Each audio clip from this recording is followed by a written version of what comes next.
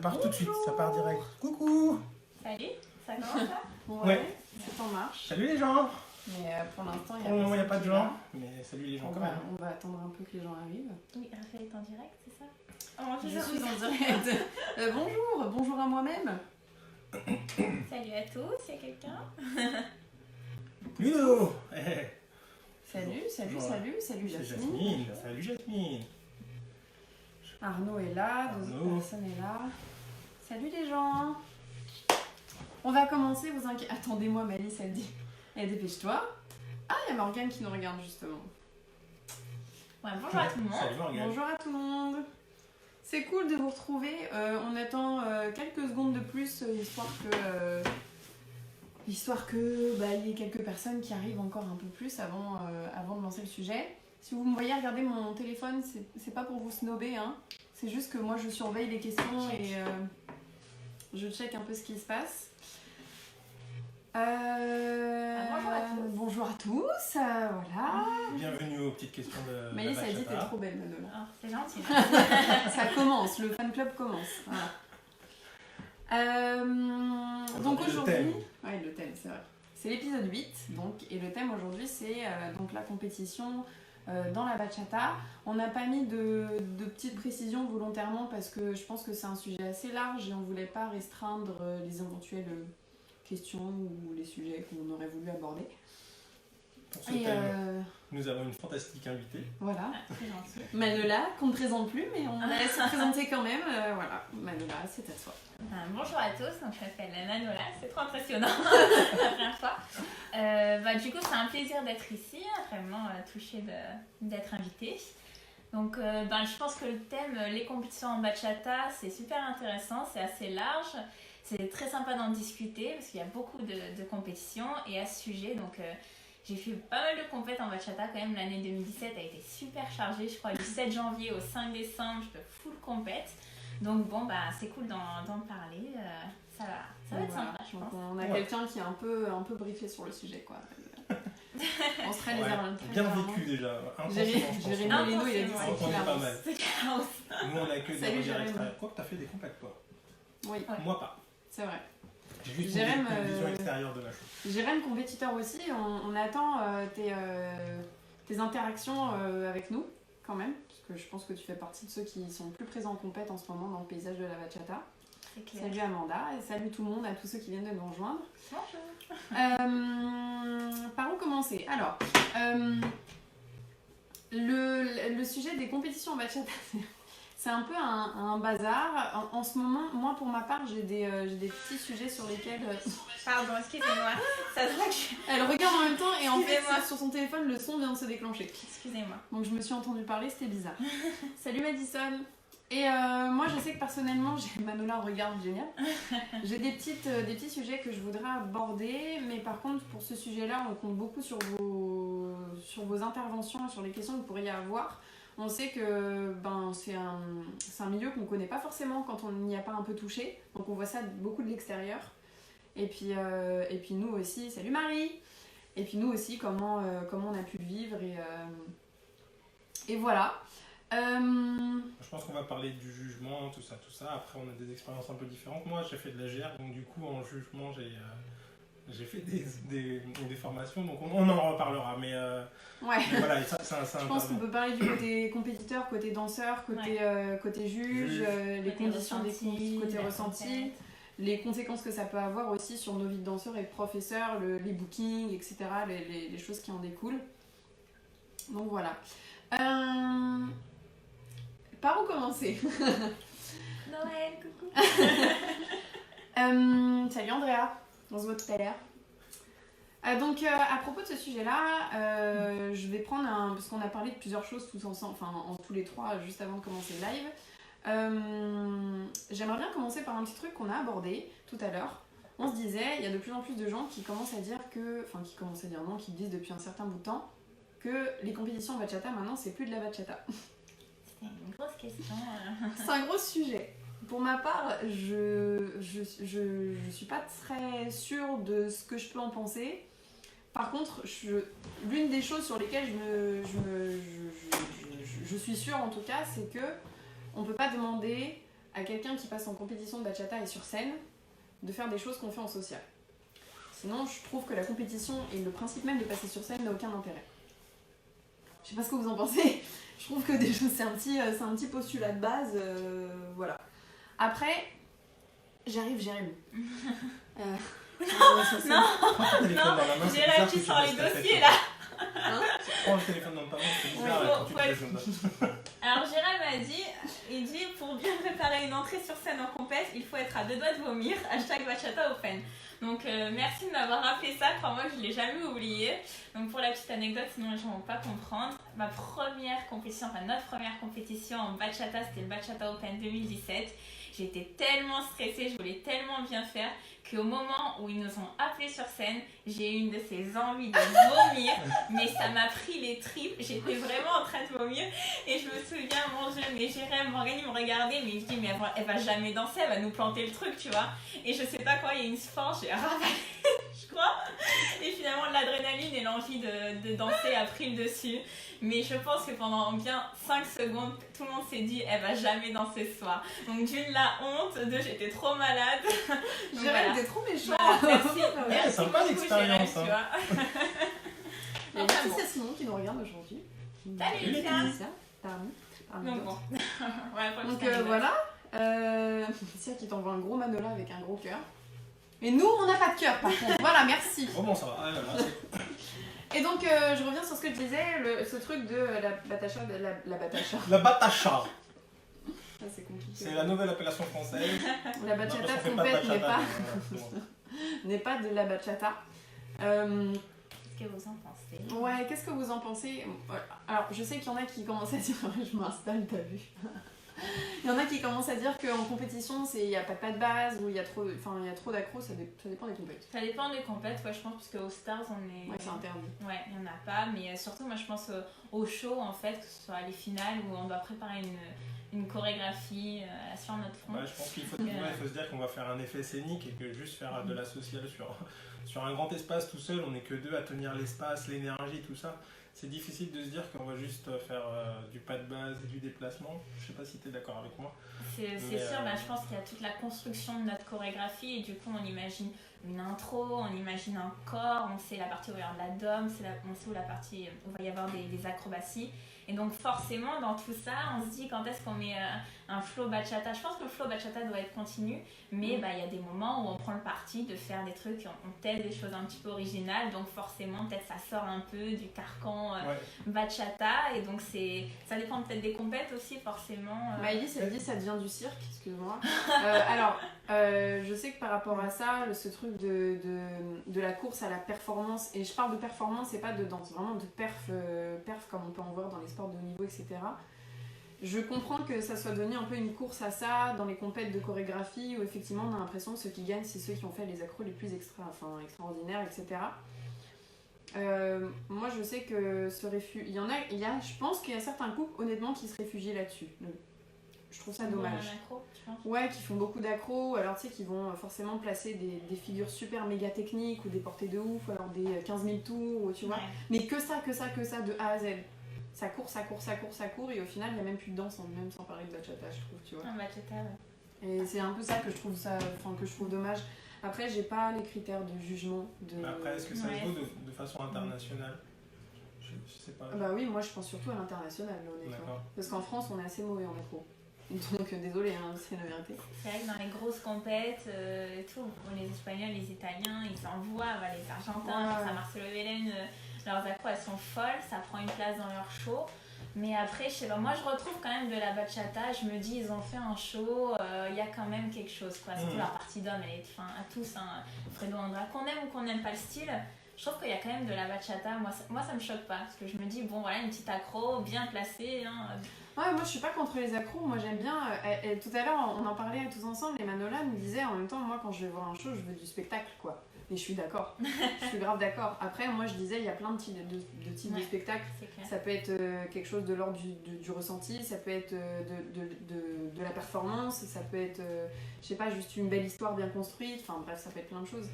Mais après, je suis pas contre les accros, mais j'ai vraiment l'impression que ce truc de maintenant, en fait, si t'es jugé, c'est parce que t'as fait des performances sportives et puis parce que tu as fait une performance de danse. Tu vois ce que je veux dire? Mais du coup, il se pose la question de c'est quoi la danse? C'est une grosse question, Voilà. là, je crois que... Sans aller plus loin. Ça et sera après, On bon. a pas... Maïs qui dit les gens se cachent souvent derrière beaucoup d'accros très impressionnantes ou des fusions plus ou moins réussies.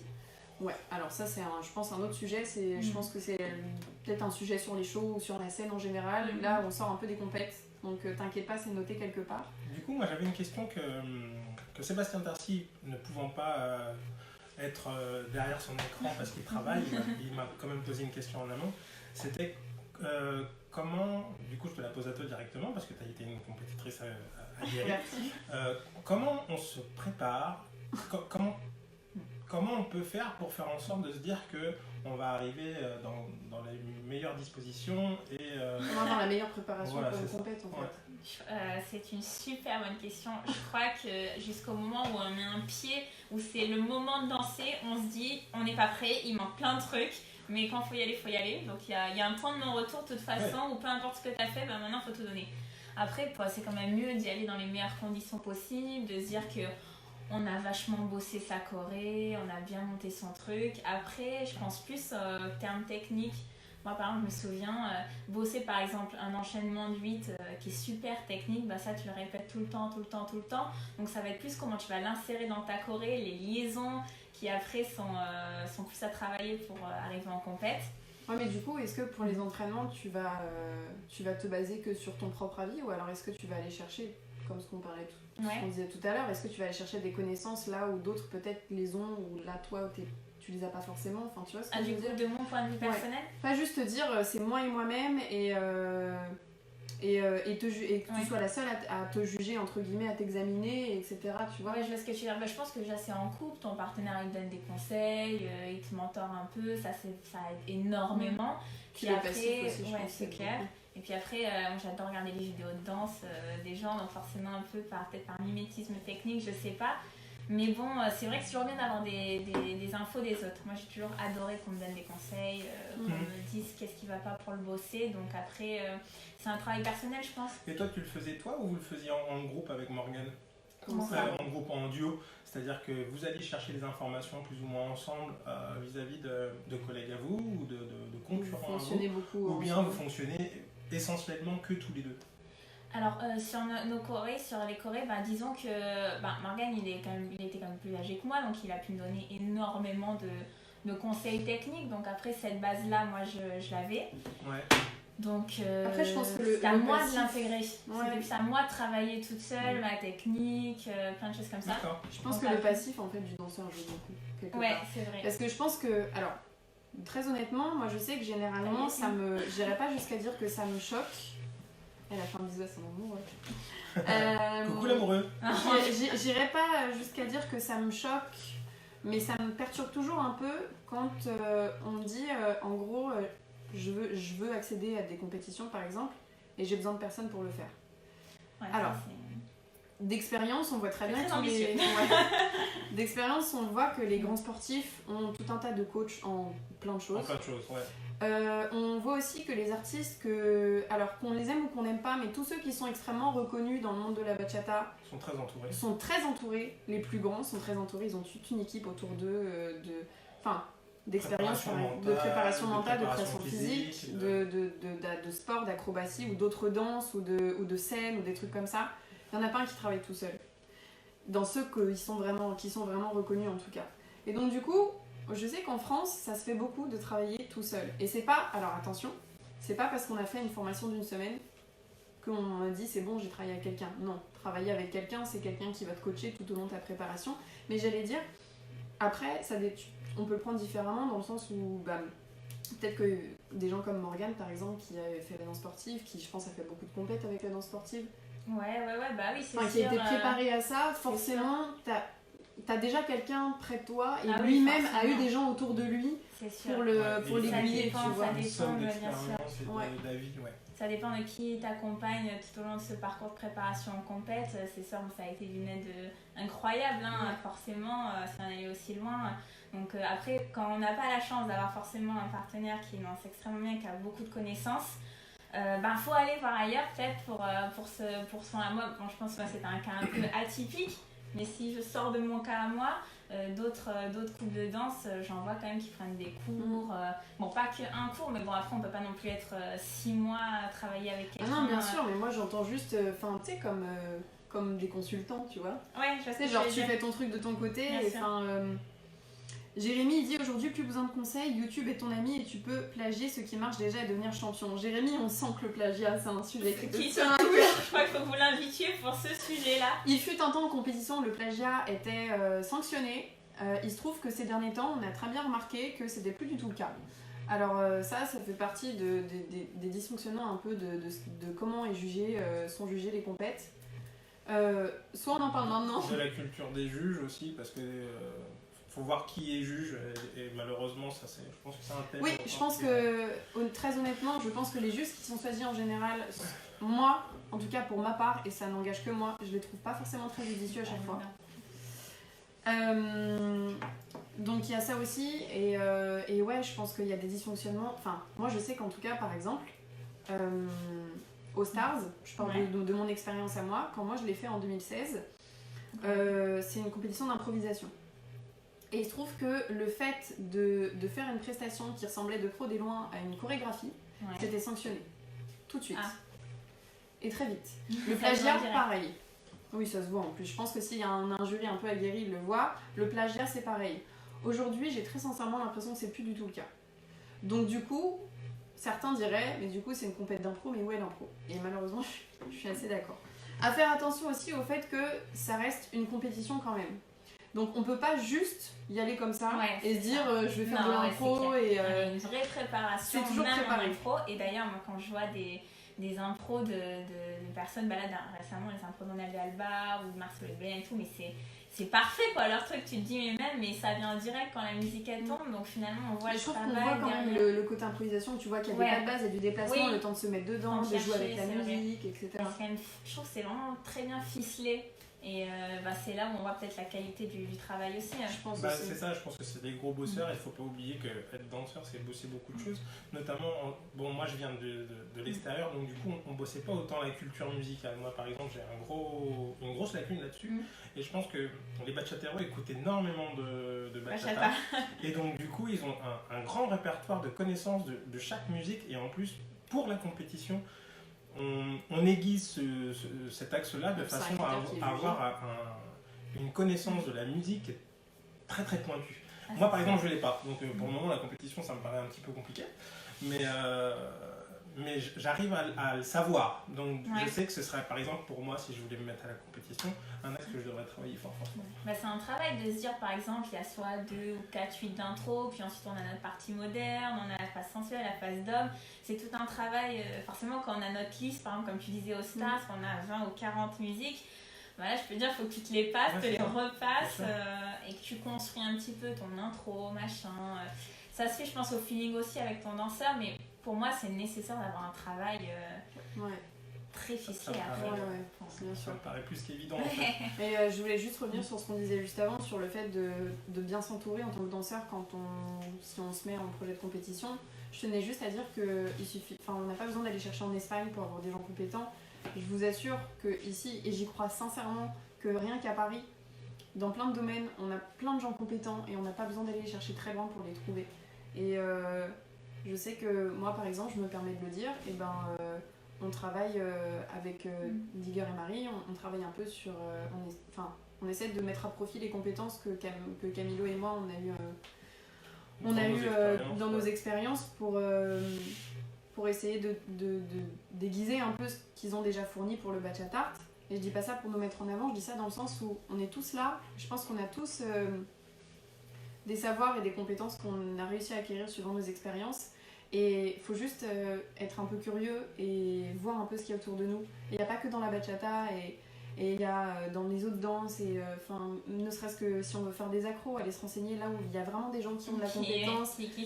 Bah ouais, parce que ça peut être dangereux quand même, faut pas l'oublier. Ouais, ou se rapprocher de professeurs d'autres disciplines, genre si on veut faire des accros, je pense que des gens qui font de la gym acrobatique avec des portées, des contrepoids, des choses comme ça, c'est leur domaine en fait, donc du coup se rapprocher des disciplines qui sont absolument... Bah oui, puis je pense que Même, on n'a pas forcément besoin de quelqu'un dans la bachata, mais quelqu'un qui s'y connaît dans le mouvement et dans le corps, qui peut très bien aider pour tout ce qui se passe dans la Corée, en fait, que ça soit de la bachata, du rock ou du tango, j'en sais rien, peu importe.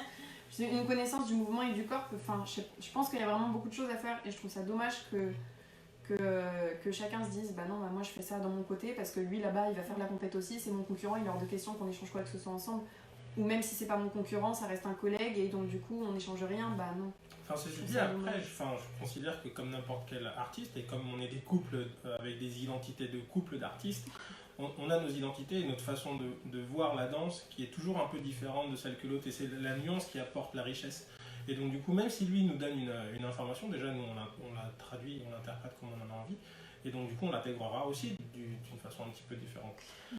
Maëlys qui pose la question, comment sont choisis les jurys? Ça c'est une sacrée bonne question. Personnellement, à chaque fois que je suis allée en compète, de ces noms que je me souvienne, j'ai jamais su à l'avance qui étaient les jurys, surtout pas en championnat du monde ou quoi. Je sais pas, puisque finalement c'est les artistes qui sont présents, alors forcément s'il y a une tête d'affiche tu te dis bien qu'elle sera dans le jury quoi, mais sinon après moi ce qui m'intéressait plus à la limite c'était pas tant les jurys, c'était aussi et surtout les critères sur lesquels on allait être jugé. Donc quand on a la chance de les avoir avant, comme par exemple musicalité, technique, présence, je crois qu'il y avait même costume, je sais plus trop, parce que la présence, c'est peut-être plus sur ça que c'est intéressant que sur les jurys, parce qu'à un certain niveau... Mais du coup ça prépare un petit peu ta stratégie de...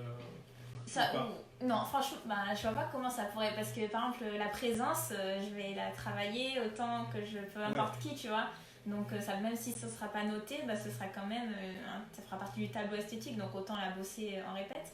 Après, je pense que quand tu construis une compète, je pense que tu es obligé de toute façon, quoi qu'il arrive, de t'adapter à un minimum de critères. Ah oui, bien sûr. Par exemple, ce ne sera pas les mêmes critères, c'était pas les mêmes critères l'open monde que le stars, que encore moins le bachata et tout, donc forcément que le BBF aussi.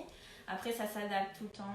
Après, je trouve que le choix des jurys il est important dans le sens où, faut qu'ils sachent évaluer les critères, en fait. Oui, c'est ça.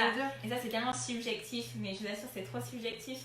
Quand tu fais les totaux à la fin, tu te dis lui finalement il est passé premier, à part quand c'est flagrant, mais... Toi qui as été jury, une seule fois. Vous avez, d'accord, moi mais bon, ça peut au moins, tu as déjà une expérience que je n'ai pas, j'ai de l'expérience sur du jury sur d'autres choses, mais moi c'était vachement plus cadré.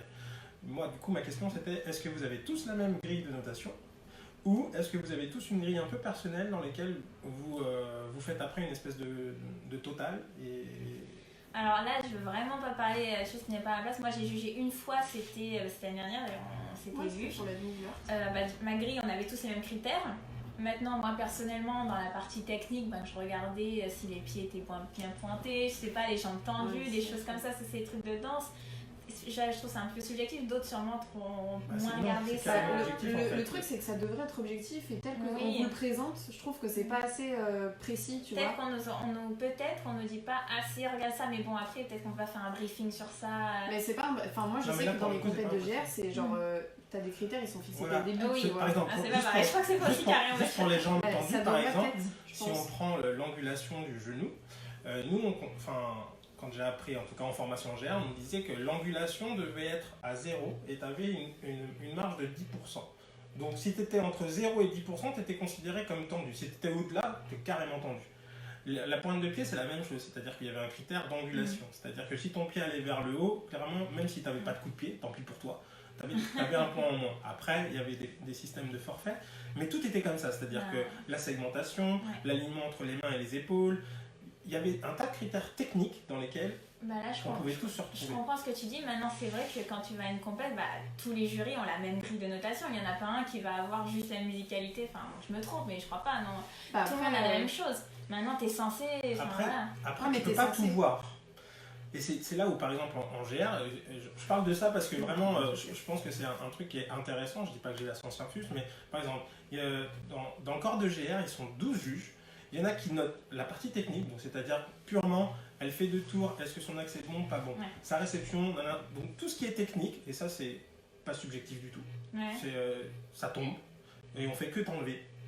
Il y a la partie artistique, donc il y a 2 personnes qui s'occupent que de ça, et du coup il y a eu il voit un petit peu ton charisme, C'est assez sensé en fait. la façon d'utiliser l'espace, la façon d'utiliser le duo ou pas du tout. Je comprends. Bah, du coup, à ce sujet, par exemple, à la fin d'une compète, c'était à Milan.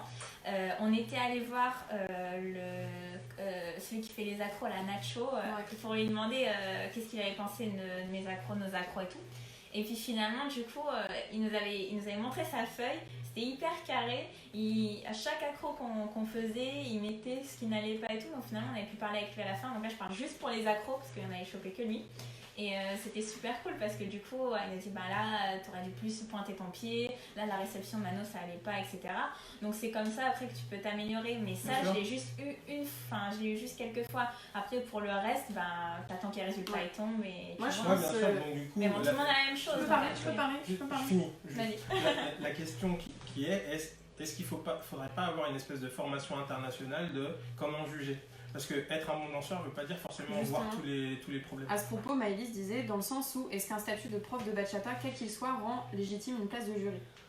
Alors, j'ai l'impression que dans les faits, légitime. Malheureusement, oui. Par contre, je rejoins un peu Manola, j'arrive sur les autres questions, hein, les amis. Je rejoins un peu ce que Manola et Karim, j'allais t'appeler n'importe quoi, et Camilo disaient dans le sens où... On joue ensemble, tu veux dire je sais pas qui êtes-vous, que voulez-vous?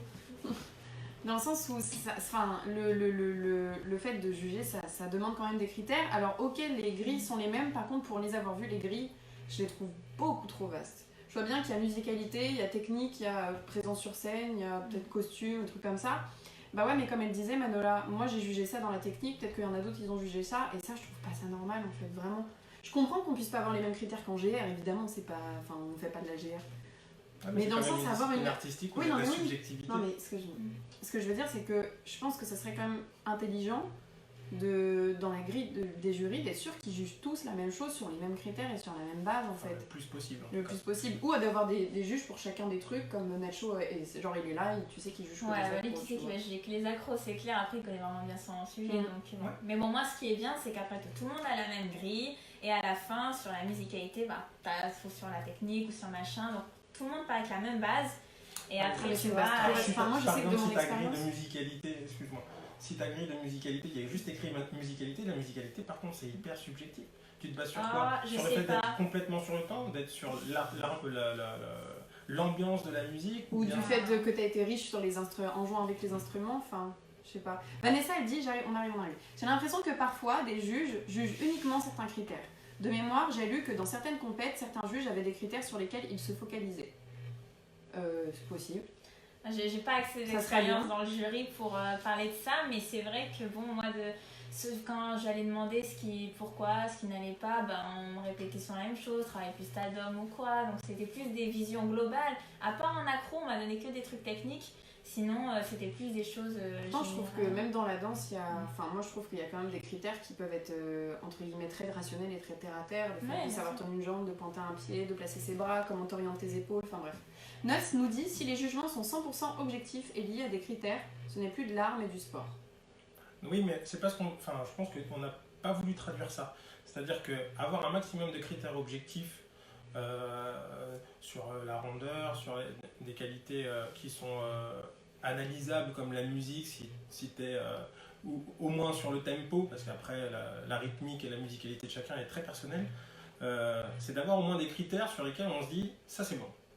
Après, bien entendu, on est des disciplines artistiques et globalement, quelque chose va être touché plus ou moins. Et selon le jury qui va être, et comme on a des sensibilités différentes, il va plus tendre vers, je sais pas moi, Daniel et Désiré, ou Ataka la Mané, ou bien. Voilà, c'est ça. Et, ou d'autres, on s'en moque en fait. Parce que ça, c'est quelque chose de l'ordre de j'aime ou j'aime pas. Ouais. Mais Il y a- peut-être, ouais. Excuse-moi, je te Non, coupe parce que bien sûr. juste Nuts, il a complété son commentaire en disant si les tours ne sont pas parfaits, mais si ça rend bien car placé au bon moment, de la bonne manière. Est-ce que c'est pénalisé ou pas? Oui, techniquement oui, mais par contre, si c'est bien placé, on pourra mettre un plus sur la musique Bah ouais, ou sur le pourquoi truc. ça tu vois. enlèverait pas par exemple si la fille elle est un peu tombée sans ses courses, ça enlève un point technique, mais ça pourrait rajouter un point dans la créativité ou dans la choré ou enfin. Ouais, je sais pas. Je pense qu'honnêtement que c'est pas parce qu'on met des critères justes pour tout le monde que ça va forcément enfermer la danse dans quelque chose de Ouais. trop terre à terre, parce que oui, effectivement, ça reste de la danse. Après, c'est quand même cool que par exemple, quand il y a beaucoup de personnes dans le jury, il y a quand même des artistes, tu sais, qui sont hyper bons en dominicaine. Donc tu sais que eux, leur note en dominicaine, elle va être Ouais, elle va être elle va blindée, être quoi. carrément plus juste peut-être, ou comme Nacho, ça on est unanime, ou peut-être des personnes qui sont vraiment focales en sensuel, genre Jorge et Judith, Daniel et Désiré. Forcément, quand tu vas aller leur voir pour leur demander des conseils en sensuel, ils sont peut-être plus à même que d'autres. Voilà. C'est donc ce qu'a dit Morgane du coup, qui dit le bachata est jugé comme ça. Je suppose que tu parlais du fait qu'il y a un jury pour chaque aspect, où il explique il y a des jurys dominicaines, des juges de sensuel et un jury pour les accros. Donc ouais, je trouve ça assez juste, moi personnellement. Ça je connais pas, je l'ai pas fait celui-là. Digger répond à Nuts en disant malheureusement quand tu vois les grilles tu remarques que l'artistique n'est pas noté en soi, ce qui est très dommage. Effectivement moi je sais que je l'ai constaté aussi. Le côté artistique est très peu noté. Je sais que j'ai souvent vu des critères créativité, il me semble. Franchement je m'en souviens. On pourrait presque noter, comme on est en couple aussi, l'aspect garçon-fille, c'est-à-dire Ouais, que non, alors ça, est-ce qu'on peut en parler se focaliser juste dans l'identité couple sur l'incroyable technicité et aura de la fille et d'oublier que le garçon est derrière. Je pense qu'il faudrait essayer d'équilibrer un petit peu ça déjà. Moi je sais que ça c'est quelque chose qui me choque dans les compètes. Pourquoi ? Juste parce que la fille c'est une bombe, on va complètement oublier que le mec derrière ou ne sert à rien, ou sait pas tendre une jambe, ou tient à peine debout, ou sert juste de pilier pour la fille et il fait rien derrière, ou il mime. Et pourquoi ils vont gagner eux ?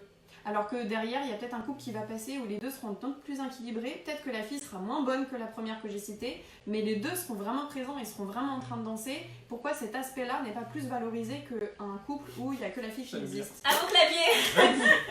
Moi, c'est une vraie question, vraiment, parce que moi, c'est un truc, vraiment, ça me dépasse. C'est de la danse de couple. Genre juste, voilà. Non, c'est de la danse de filles.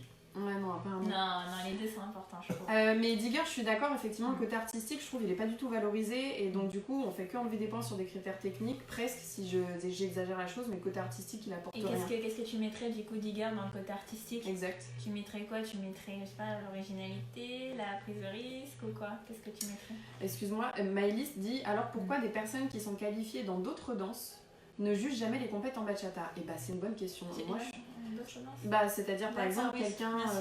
Tu sais, comme il y a dans Danse avec les stars, il n'y a pas que des juges de danse sportive. Ah oui, c'est Pietra Gala qui est une entité des danses académiques, donc danse classique. Enfin, c'est un exemple, mais effectivement, moi je suis d'accord. Pourquoi il n'y a pas des gens d'autres disciplines qui, eux, seraient des experts, comme je disais tout à l'heure, par exemple, du corps et du mouvement, tout simplement. Donc c'est pas parce qu'ils font pas de la bachata qu'ils seraient pas qualifiés. Moi, il y a même un metteur en scène qui pourrait lui par contre valoriser l'aspect créatif et artistique. Ouais, c'est vrai qu'il y en a qui pensent à des vrais univers dans leur danse, ça c'est chouette, c'est des beaux tableaux après. Et Nuts il dit, est-ce que c'est un musicien qui juge la musicalité ? Alors moi j'ai un petit problème avec ça personnellement, si je peux me permettre, parce que oui effectivement de prime abord c'est un musicien qui s'y connaît plus en musique. Par contre c'est la musicalité dans la danse. Donc c'est pas que connaître la musique, c'est aussi une histoire de la traduire et comment tu la traduis. Et là pour moi un musicien il n'est pas du tout qualifié pour le juger. Ouais, parce que voir un mouvement dans son aspect musical, je t'assure que tu prends beaucoup de musiciens pour en avoir côtoyé un peu dans mon parcours. Ils disent je sais jouer de la musique mais je suis incapable de danser sur la musique. Et il y en a un paquet en fait. Donc c'est pas parce que tu es bon musicien que tu es forcément un bon analyste de la danse sur la musique. Nuts dit en bachata, juger des pointes de pied qui sont un critère de danse académique. Mais dans ce cas-là, si on part sur ça pour moi, ça veut dire que la bachata n'a rien à voir à faire en compète, n'a rien à voir à faire sur scène, n'a rien à voir à faire dans nos cours ni dans nos salles de danse. Quand j'ai dit ça, du coup, c'était juste parce que quand tu fais beaucoup de compètes, ça dépend où tu places tes objectifs. Si tu veux faire le meilleur score possible, tu vas travailler ta technique de danse. Donc quand tu vas travailler ta technique de danse, tu vas voir des choses que tu ne te serais pas intéressé si tu resterais en social. Chacun trouve son plaisir et son compte. Ouais, c'est ça. Je pense que c'est vraiment, faut différencier la danse sociale de la danse sur scène. Non, on parle que de la danse en fait. Moi, je parle que de la compète là aujourd'hui. Ouais, non, mais le truc c'est que... on a commencé ensemble, vas-y. Le truc c'est que la bachata en compétition, je trouve que du coup, comme on disait tout à l'heure, ce truc de ouais mais c'est plus de la bachata. Quelque part je comprends que ça puisse être senti comme un peu dénaturé, mais en même temps c'est parce que ça rentre dans un critère de compétition. Ah bah oui, Donc, c'est forcément, clair, on va avoir des attentes qui sont totalement différentes de, entre guillemets, la bachata, Ah, c'est clair. je sais pas comment dire, de base. Ah, bah, j'étais sociale, j'ai pas du tout les mêmes objectifs quand je fais du social ou quand je suis en compète. C'est pas les mêmes critères, on n'attend pas les mêmes choses. Et puis même. Je pense qu'on pourrait juste faire l'expérience de gens qui ont l'habitude de travailler pour la scène et des gens qui font juste de la sociale. Je t'assure que tu n'auras pas cette notion de spectacle avec les gens qui font de la sociale. Parce que projeter de l'énergie vers un public et être dans l'intimité d'une danse en couple, en social, ça n'a rien à voir et ça ne te demande pas les mêmes qualités en fait. Et puis même du coup en tant que compète, je pense qu'il faut aussi différencier quand tu fais un Jack and Jill, quand tu fais une petite compète juste sur un coup de tête avec ton ou ta partenaire, ou quand tu te prépares des mois pour faire un championnat. C'est peut-être pas pareil non plus, le travail de la compétition n'est pas le même. La préparation, mais la préparation c'est carrément pas la même. Donc après forcément on n'attend plus la même chose quand t'es à finale d'un championnat que quand t'es un Jack and Jill entre potes, quoi, tu vois, c'est normal. C'est normal. Après, je comprends ce truc de juger une pointe de pied. Alors, c'est pas forcément une technique de danse académique, c'est dans bien d'autres danses. Ce critère du pied pointé. Ouais, mais ce critère de pointe de pied, c'est pas inhérent aux danses académiques.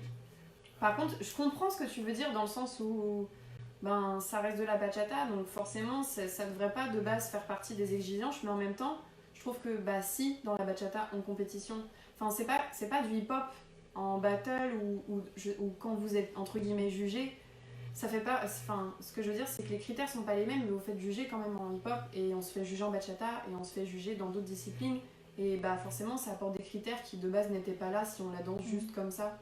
Au bout d'un moment il faut bien noter quelque chose, quoi. Ouais. Non, et puis en plus le critère technique amène toujours une évolution de la danse en général et ça amène aussi à essayer de se dépasser soi et pas juste se contenter de ce qu'on sait déjà faire. Se mettre en compétition contre quelqu'un, c'est le confronter déjà d'une certaine façon, indirectement ou directement. Et donc du coup, si tu as des critères, ça te permet aussi de t'élever. Parce que tu te dis, si j'ai pas ce critère-là, je peux le gagner de façon à essayer d'en rajouter moi un peu déjà sur ma valeur. Et c'est une valeur ajoutée en fait. Je le sens un petit peu comme quelque chose de négatif. Quand tu dis si on juge et qu'il n'y a que les critères techniques. Non, c'est un ajout en fait. Il faut juste le voir comme un plus. Du coup, Malice, elle nous a posé une question. Ouais, vas-y. Elle nous a dit: quelles sont pour vous les compètes les plus reconnues? J'entends celles que les gens jugent les plus légitimes et représentatives de la bachata. Alors, je pense que Non expert. il y a beaucoup de compètes, ça c'est clair. Je pense que plus t'en fais, plus tu gagnes en expérience déjà. Alors, les plus reconnues. Franchement, ça dépend. Je dirais le bachata en impro, ouais, c'est carrément le top, mais il y a aussi une partie impro au bachatea où il y avait aussi au Bachata Day. Donc reconnu, qu'est-ce que vous en pensez? Forcément, le bachatea c'est un établissement des compètes. Je pense que le Bachata Open Monde aussi est super important. La World Latin Cup aussi. Ouais, la World Latin Cup, merci, j'avais oublié. La World Latin Cup, c'est carrément des institutions. Après, bon. Forcément, je trouve que quand même le PBF aussi, c'est une chouette compète. Après, les plus reconnus, pour moi, ça... qu'est-ce que c'est finalement les plus reconnus? Ça veut dire quel critère? Ça veut dire quoi? Sur celles qu'on estime le plus? Ouais. Ou alors celles qui ressemblent le plus à ce qu'on s'imagine de la bachata?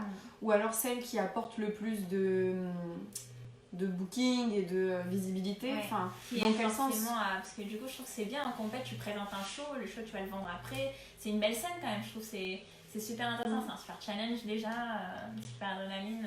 Moi je sais que personnellement, mais ça c'est vraiment mon avis personnel, j'aime beaucoup le Stars parce que j'aime bien ce côté improvisation. Jérém, à ton clavier. Jérém, c'est à toi. C'est ton moment choc-le. Mais je sais, mais ça c'est tout à fait personnel, vraiment, et c'est pas un jugement que sur les autres compètes que j'aimais, c'est juste moi personnellement. C'est ta préférence en fait. Ouais, j'aime bien ce côté impro, j'aime bien ce côté qui ça se rapproche un peu de la bachata qu'on connaît tous les jours, mais en même temps, en plus, il y a le côté un peu scène et tout. Ouais. Et à côté de ça, alors je vais peut-être lancer un sujet polémique. J'aime bien le art sur le principe, parce que je trouve que se permettre. T'as pas le droit de dire le contraire, toi aussi. Je trouve que sur le principe, créer une chorégraphie que tu peux, où tu peux fusionner la bachata et un autre univers, je trouve ça génial et je pense que c'est une porte ouverte à faire des univers de ouf. Par contre, au bachata art, moi ce qui me pose problème c'est j'ai l'impression que c'est de plus en plus biaisé au niveau du jugement. J'ai l'impression, j'ai bien dit, je ne sais rien, je suis pas dans les petits papiers des gens, c'est une impression, d'accord ? Là, je me réfère juste à ce que j'entends dire. Donc j'ai l'impression que c'est de plus en plus biaisé, et en plus de ça, il s'est passé quelque chose cette année que je trouve très injuste. Et qui a été ressenti. Qui a été ressenti par beaucoup, je pense. C'est comment dirais-je, la manière dont ont été qualifiés certains couples, à savoir que les premiers couples qui se sont qualifiés, pour ceux qui n'ont pas suivi l'histoire, de base les qualifications se font en improvisation, jugées par un jury et dans plusieurs villes de France et devant un public. Donc c'est une improvisation de compète, clairement, mais c'est pour se qualifier. Et on en parle après, Maëlys, de ce que tu viens de dire. Et donc, sauf que suite à ça, on ne sait pas pourquoi, du jour au lendemain, on a appris qu'il y avait une nouvelle méthode de qualification qui était se qualifier par vidéo. Ok ? Ça veut dire qu'en gros, il y en a qui ont dû préparer une improvisation, des costumes, qui ont dû subir la pression du passage aussi sur une scène qui est quand même pas négligeable, qui se sont fait juger par des jurys à un instant T, pas sur un truc, enfin sur un truc qui a été bossé, mais à l'instant T, ça reste quelque chose que tu fournis tout de suite et c'est à ce moment-là que tu dois être parfait. Et à côté de ça, on a dit à d'autres juste après, non mais c'est bon, faites une vidéo, donc ça veut dire que c'est une choré qui est préparée, que tu as pu refaire 15 000 fois si la première prise n'était pas bonne, qui a été filmée sous ton angle le plus avantageux, des fois on voit même pas les corps des danseurs en entier, où il y a des montages sur un beau cadre, il n'y a pas forcément de costume, pas besoin, sur une musique que tu as choisie, sachant que l'improvisation, la musique, tu as une liste de musique que tu connais mais tu la choisis pas. Donc moi je trouve ça très injuste, honnêtement, c'est un truc qui m'a un peu révoltée. Moi j'avoue que j'aimerais bien, j'ai cru comprendre qu'à Paris ça avait fait jaser beaucoup de gens. J'aimerais savoir ce que vous en pensez. Est-ce que je suis la seule à trouver aussi ça si injuste que ça, malgré tous les problèmes qu'il y a peut-être dû avoir au Art, de ce que j'ai compris, ils ont eu des gros soucis d'organisation, ils ont dû se débrouiller comme ils pouvaient, mais je trouve que à aucun moment les danseurs ne doivent en pâtir de ça. Donc je trouve ça très injuste, et voilà. Et je trouve aussi ça un peu culotté, et je suis désolée si je me fais des ennemis lorsque je vais dire ça. Je ne cite personne parce que je ne connais pas la liste exhaustive des participants, mais je trouve ça un peu culotté de la part des danseurs qui ont participé à cette qualification par vidéo, ne serait-ce que par principe vis-à-vis des autres. Je trouve que si on participe à ça, ça laisse la porte ouverte à toutes les dérives en fait. Donc je comprends 1000 fois que quand on nous présente une occasion ou une opportunité de réaliser ce qu'on a envie de faire, on la saisisse. Par contre, je trouve qu'il y a un moment donné, il y a un univers autour de nous qui est là en train de fonctionner, il y en a qui sont en train de galérer, etc. Et je trouverais ça bien qu'on s'utilise, qu'on se serre un peu les coudes. Voilà. Donc ça, c'était mon petit coup de gueule. J'avais envie d'en parler maintenant. Ça n'a pas l'air de vous faire réagir. Donc je sais pas si vous avez juste pas envie de parler, de vous faire des ennemis, ou si ça vous intéresse pas, ou si juste... j'ai fait un laïus pour rien. En tout cas, moi j'avais besoin d'en parler et j'en suis désolée. Je l'avais sur le cœur. Pour tout ce qui est sélection vidéo, donc juste pour cette partie-là, pas pour la partie que tu as fait ton coup de gueule en mode c'est injuste par rapport aux autres. Il y a quand même des compètes où c'est en sélection vidéo, PBF ou d'autres. Mais quand c'est comme pas le cas pour tout le monde, ça me pose pas de problème. C'est ça que tu avais. Okay. Ouais, c'est ça que je trouve pas cool. Parce que les quali vidéo, je sais qu'il y a le Masters of Bachata, il existe. Ça existe encore? Alors écoute, ça je ne sais pas, mais je sais que le PBF c'est sur vidéo, donc bon après. Non, la qualif par vidéo, vraiment ça me dérange pas du tout, mais si tout le monde a la même chance en fait. D'accord. Si tout le monde a la même chance et les mêmes critères. En gros, tout le monde est à la même enseigne et qu'il n'y a pas de différence. Ça paraît... tout le monde est sur le même... Pied d'égalité. Voilà, c'est ça. Merci beaucoup. Maëlys qui dit, sauf qu'aux Stars, ils acceptent pas les couples unisexes. Moi, j'avoue, je suis d'accord. Je sais pas si c'est mon côté un peu féministe ou humaniste, tout simplement. Il dit oui, monsieur. Si, humaniste, parce que j'aimerais bien que les hommes puissent se qualifier aussi, en fait. J'aimerais juste bien qu'on puisse avoir accès aux danses de couple, mais peu importe le sexe du ou de la danseuse, ou du danseur. Voilà, c'est... Alors un danseur avec un kangourou, c'est bien? Pose plein de questions sur aussi qui va guider. Après, ça fait plein de questions aussi, genre en mode qui doit guider, est-ce qu'on peut échanger? Alors moi je sais comme critère, par exemple, quand on l'avait fait avec Maëlys, on nous avait dit par contre, c'est accepté, par contre il faut que le guideur et le follower soient très bien définis. Ah, ça ne changeait pas. Non. En cours de route. Et en même temps, si on parle juste en termes de richesse et d'évolution, pourquoi pas même dans un couple garçon-fille, pouvoir alterner. Et trop. Oui, c'est vrai. Ah C'est ouais, de la Dit danse, dans c'est la l'extrême, porte hein, ouverte c'est à juste, tout. Ouais, c'est juste Moi, c'est vrai que pour réflexion. l'instant, c'est vrai que j'aime bien parce que quand on dit followers, suiveurs, ça pourrait peut-être avoir un côté négatif, péjoratif. Mais moi, je suis bien dans mon rôle de femme. Je me dis, le garçon, il va me mettre en valeur, il va participer à ce qu'on fasse quelque chose de beau ensemble. Donc, tu vois, moi, je me sens pas du tout lésée par le fait que je Ouais, ne mais ça, c'est guide parce pas. que t'es belle, alors t'as envie de. Non, ah non, non, pas du tout. Au contraire, il te demande de faire des Genre. choses techniques et après, tu dois assurer. Et la mienne a dit que tu avais des très beaux cheveux d'ailleurs. Ah, Voilà. c'est gentil. La mienne, on a vu ton petit Merci compliment. beaucoup. Sébastien Montero nous dit: il faut voir la qualification en impro comme un entraînement, tout se jouera en finale. Je crois qu'il n'y avait pas suffisamment d'organisation de qualification. Oui, c'est ce qu'on se disait d'ailleurs. Ouais, c'est juste ce que je avant disais. l'air. Je disais de toute façon, même si on trouve que c'est injuste, bah, tout joue en finale. Donc après, à ce moment-là, tout le monde sera sur le même pied d'égalité. Logiquement, si tout se passe bien, on est tous sur le même pied d'égalité, donc je suis d'accord. Hein, logiquement, ça se passe en finale et puis peu importe comment tu t'es qualifié. Mais non, oui, je répète, la mienne, on a compris. Tu es amoureuse de Manola. Après, je suis d'accord. Oui, ça se passe en finale, mais enfin. La fin ne justifie pas les moyens à ce point-là, je trouve. Très honnêtement, enfin, moi je trouve ça aberrant ce qui s'est passé vraiment. Alors je suis peut-être excessive dans ma réaction. Et ne m'en voulez pas s'il vous plaît, je suis quand même quelqu'un de gentil, ça m'arrive. mais ouais, moi ça me dérange, vraiment très sincèrement, ça me dérange beaucoup. Et, je le vois plus comme un truc d'injustice et qu'ils partent pas avec les mêmes chances en fait. Ouais. Et de ce point de vue-là, c'est critiquable. Parce qu'il y a un travail aussi derrière, c'est-à-dire, imaginez bien ceux qui vont faire le art. Vous devez préparer une chorégraphie et une improvisation. L'improvisation pour la qualif et la chorégraphie pour la finale. Ouais. Donc ça veut dire qu'il y en a qui ont passé beaucoup de temps à préparer tout ça. Et il y en a qui ont juste passé un petit peu de temps parce que, vu les vidéos qui ont été présentées, on en a vu très peu passer, une ou deux. Mais c'est pas non plus des vidéos avec je critique pas, hein, je suis pas en train de dire ça, mais ce que je veux dire, c'est que c'est pas des vidéos avec un vrai show, des trucs et tout.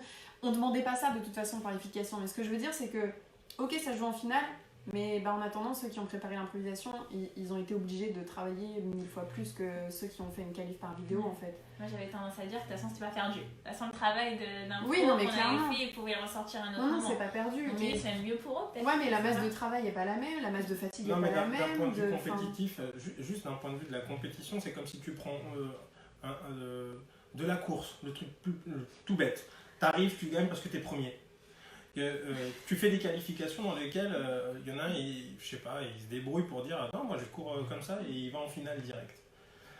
Ceux qui ont passé les qualificatifs et qui se sont fait battre, parce qu'il y en a 3 qui vont plus vite que eux, ils se diraient bah j'ai essayé moi. Pourquoi lui juste parce que tu vois, juste un point de vue juste strict et juste en fait, équitable. Voilà. Maëlys nous demande, moi j'attends la question de Digger parce que Digger voulait poser une question, je m'en souviens plus donc je la poserai plus pas à ta place, on attend. Maëlys nous dit, est-ce que ça rapporte la compète? C'est-à-dire est-ce que ça... financièrement tu veux dire? Non. Voilà. Oh que non. Non, ça dépend des compètes, il y en a où tu gagnes rien, il y en a où tu gagnes... quand je trouve que quand même quand c'est des présélections et que tu gagnes ton ticket de train ou d'avion et ta place à l'hôtel, c'est pas négligeable. Oui, non, après, les vrais cash price, il y en a pas trop. Je me souviens du art, du art, et encore, on n'avait pas eu nos 2 chèques. Donc, on avait eu que un chèque. Donc, finalement, c'est pas non plus. On voit ça comme un investissement. Elle voudrait qu'on arrange le coup, elle voudrait son 2e chèque. On a bien entendu l'histoire.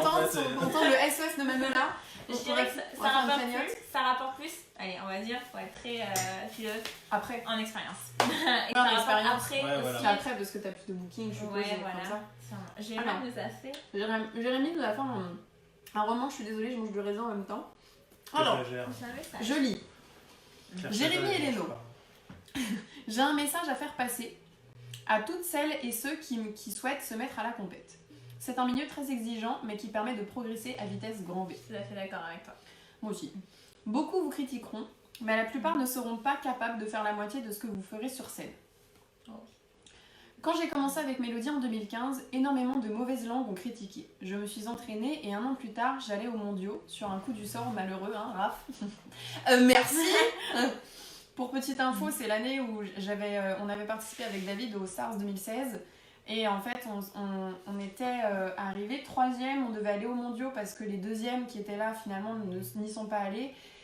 Et en fait, je me suis cassé le pied. Donc voilà. Et Jérémy, qui était en 4e, du coup, il est monté avec Émilie. Bisous.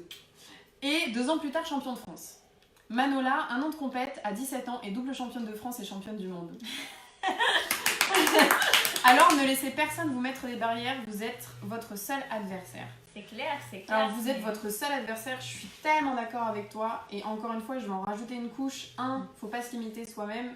Et 2, on a beau avoir des gens autour de nous qui vont peut-être faire les compètes en même temps que vous, c'est pas pour autant que c'est des ennemis, et c'est pas pour autant qu'on peut pas s'entraider entre nous. Donc oui, je suis d'accord, on est notre seul adversaire. Moi, je je suis dis d'accord. ton premier adversaire. C'est-à-dire que tu dois surmonter déjà tes propres difficultés. Parce qu'après, tu es quand même en adversité avec les autres. C'est clair. C'est des beaux parcours. Après, en compète, là, on parle de la compétition, ça apporte énormément. Déjà, en termes de progrès de danse, moi, ça m'a apporté de ouf. Moi aussi. De technique et tout. Bon, après, les entraînements, c'est sûr, avec Morgane, forcément. Mais au-delà de ça, même ces 9 mois où tu fais de la compète, t'as un challenge personnel qui est juste génial. T'es dans un milieu où tu dois... Enfin, moi, j'étais jeune quand même. Enfin, je suis toujours jeune, mais bon, j'avais quand même 16, 17, 18 ans. Donc c'est un milieu vraiment où ça m'a ouvert sur plein de choses. C'était un bébé quoi. Je suis toute petite. Ça m'a ouvert sur plein de trucs et franchement si on a l'occasion de se donner un challenge, ben faut le faire quoi. Peut-être ça, il y en a qui n'aiment pas, il y en a qui, ça je le respecte ça aussi. Fait peur.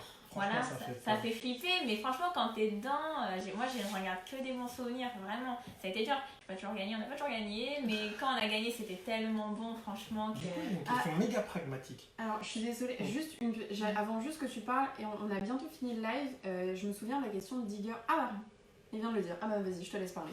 J'ai juste une question méga pragmatique, pour toi qui as été compétitrice.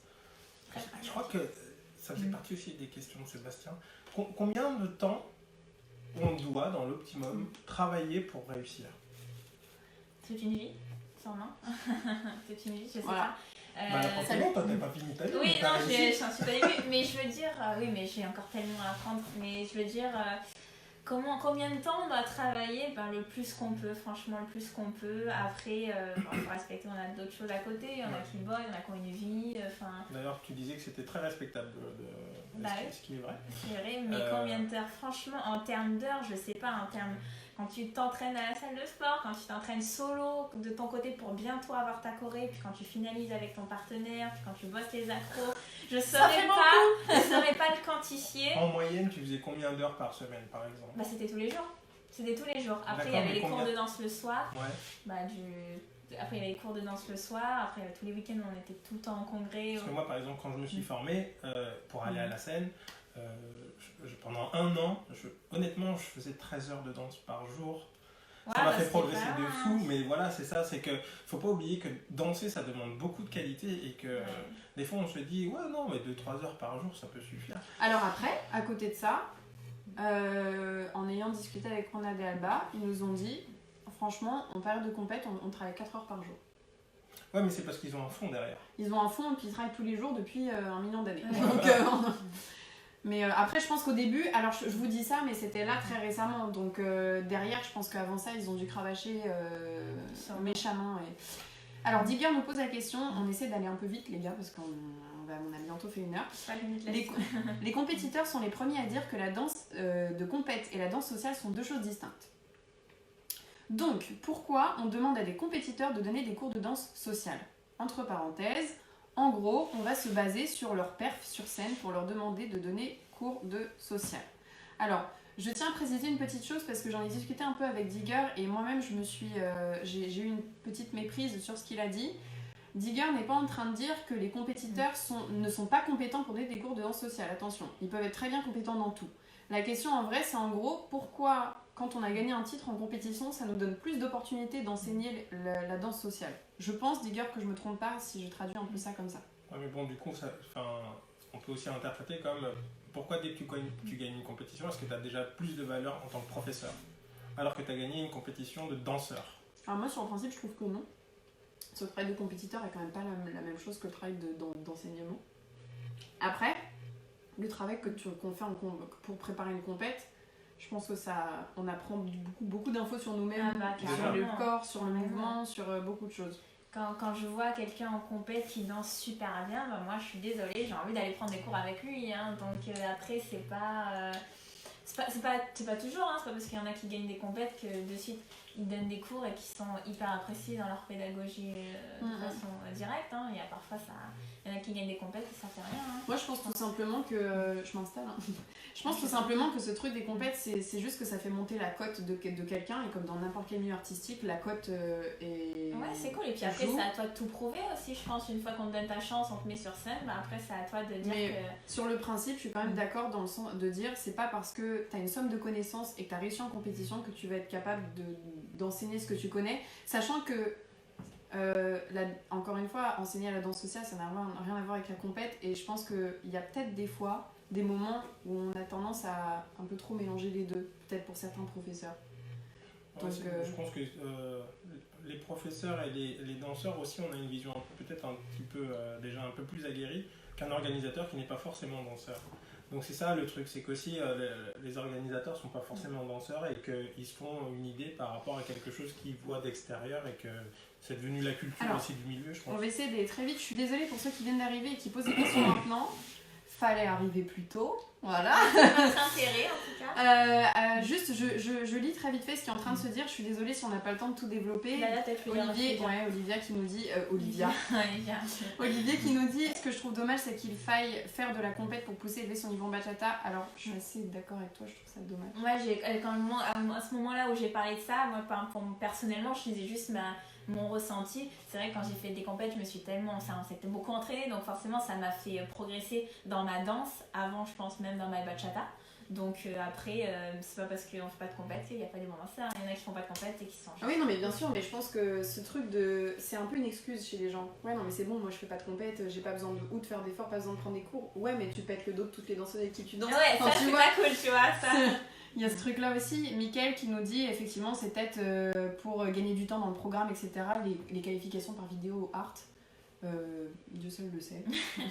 Honnêtement. Ouais, nous on a émis des hypothèses, on n'a jamais dit qu'on savait complètement ce qui se passait. Khalidou qui nous dit je suis avec toi. Maëlys qui dit c'est bankable les compétiteurs qui ont gagné qui vont donner des cours. Oui, ouais. je pense c'est une belle vitrine, clairement. C'est un commerce. Oh, c'est bizarre. Mais je comprends que je comprends que ça va jouer la cote et que c'est ce qu'on appelle après. Effectivement, faut pas que les gens. Moi, je pense que le truc important, c'est juste de dire aux gens attention. C'est pas parce qu'il a réussi à faire un truc de ouf sur scène qui va être capable de t'apprendre à suivre tel mouvement ou à guider tel mouvement dans la soirée. À tout le moins, il sera beau à regarder. Voilà. Mais bon, il y a quand même des super danseurs scéniques, je trouve, qui ont une très bonne pédagogie. Bien sûr. Et avec qui j'ai beaucoup appris. Bien sûr. En tout cas, un bon danseur peut pas faire un extrêmement mauvais prof. Et l'inverse aussi, bizarre, un extrêmement bon professeur peut pas faire un trop mauvais danseur. Oui. Après, être très mauvais danseur, ça veut dire forcément qu'il y a des choses que tu n'as pas compris sur toi. Devenir un bon professeur alors que toi-même tu n'arrives pas à appliquer un minimum ce que tu dis, ça me paraît compliqué quand même. Enfin bref. Bah, si je fais dire un petit mot de fin, du coup, comme là on m'a laissé la parole, déjà c'était trop cool d'être intervenu. Et on m'a posé souvent des questions, on m'a dit alors ça te manque pas trop et tout, la danse et tout. Bah franchement, j'en garde tellement une expérience mais fabuleuse, franchement j'ai fait des trucs super, on est allé super loin, je garde que le positif et c'est déjà super. Que non, franchement, la compète c'était une très belle expérience. Et du coup, tous ceux qui sont dedans, donnez-vous à fond à toutes les sueurs de votre front et au moins vous ne regretterez pas, quoi. Donc c'est cool. Voilà. Et petite précision, c'est le petit coup de pub du moment. Le 6 octobre, on donne notre deuxième stage avec Camilo. Toujours sur le même thème, un peu travailler le corps et le mouvement pour ensuite aller la compréhension pour aller vers la bachata. On s'était attelé au haut du corps au premier stage. Là, on va changer un petit peu. On va faire évoluer la chose. Donc voilà, c'est le 6 octobre. Il y a le lien sur notre page. Raphaël et Camilo Dance. Liking. Et voilà, il y a une billetterie en ligne si vous voulez. Et puis... Et continuez, on a reçu des messages la dernière fois par rapport au live. Ouais, c'était trop cool. Et est-ce que vous avez parlé de ça, de ça, de ça? Ouais, continuez à nous envoyer des messages. Ouais, c'est grave cool. C'est grave cool, c'est hyper enthousiasmant pour nous. Ça nous donne envie de continuer et de toujours faire vivre un petit peu le milieu. Ça ça nourrit un peu le truc. Et puis Et puis comme ça, on a de nouveaux thèmes à aborder et puis on a envie d'avoir l'avis de tout le monde et de questionner tout le monde et c'est cool. Et on a vu que dernièrement, il y avait des gens qui se questionnaient de plus en plus sur les réseaux, etc. Enfin, qui posaient ouvertement des questions. Encore une fois, bah, c'est cool. Ça veut dire oui, que le ça but c'est de génère, fédérer, c'est pas de se mettre les uns contre les autres et c'est surtout de comprendre notre voilà. milieu, les gens qui le vivent, les gens qui ont envie de le vivre de différentes façons. On va pas parler ensemble que ouais. de se jeter des pierres. Ouais, on est d'accord. On est bien d'accord. Et ce soir, comme tous les jeudis, on ira donner cours au LV Factory. Comme tous les jeudis, c'est une soirée gratuite si vous voulez passer faire un tour. Merci. Le 7 septembre, c'est l'anniversaire de Manola. On nous a donné des fausses informations. Ce n'est pas aujourd'hui, c'est dans 2 jours. Hein, Rémi N'oubliez pas. Rémi, c'est pour toi. Et sinon, et bah. Oh là, j'ai fait tomber mon téléphone. Et sinon, bah, on vous remercie encore une fois. Et encore sincèrement, merci à Manola de nous avoir reçus. Et puis, merci. Et puis, on se dit tous à très vite. Et merci d'être de plus en plus nombreux. Ouais, sur les pistes, partout. C'est cool. Nous, on est contents. Des À bisous tout le bientôt. monde. Ciao.